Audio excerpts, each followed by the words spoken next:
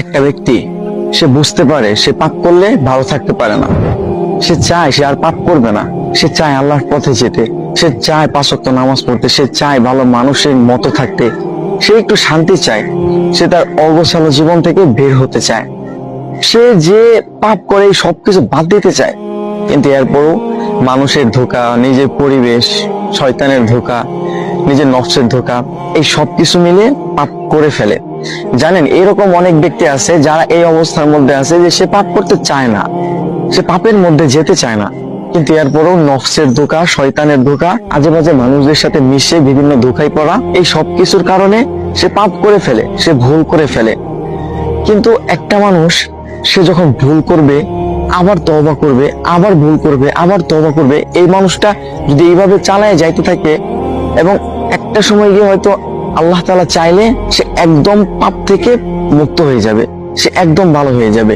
একটা সময় সে একদম পাপ ছেড়ে দিবে। একটা মানুষ সে পাপ করতেছে, কিন্তু সে যে পাপ করতেছে এটা সে ভাবতেছে না, এটা ভুলটাকে সে ভুল মনে করতেছে না, পাপটাকে সে পাপ মনে করতেছে না। সে একটা খারাপ কাজ করতেছে, সে পাপ করতেছে, তার কাছে মনে হচ্ছে না যে এটা ভুল, এটা খারাপ, এটা পাপ, আল্লাহ তাআলা এটা অপছন্দ করেন, আল্লাহ তাআলা এটা থেকে দূরে থাকতে বলছে। এই মানুষটা যদি পাপ করার সাথে সাথে এইরকম চিন্তা করে আর মাফ না চায়, তাহলে এই মানুষটাই মূলত পাপের কারণে ধ্বংস হয়। এই ধরনের মানুষ, হ্যাঁ, এই ধরনের মানুষ মূলত পাপের কারণে ধ্বংস হয়।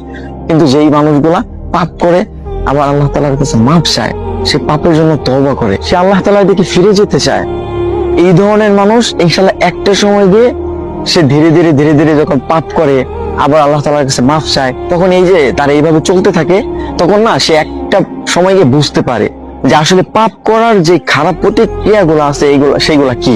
প্রত্যেকটা পাপ আর প্রত্যেকটা খারাপ কাজের বাজে একটা প্রভাব আপনার জীবনের উপর পড়বেই পড়বে। সুতরাং আপনি পাপ করতেছেন, আপনি ভুল করতেছেন, আপনি ভালো হতে চাচ্ছেন, এইটা একটা ভালো অভ্যাস যে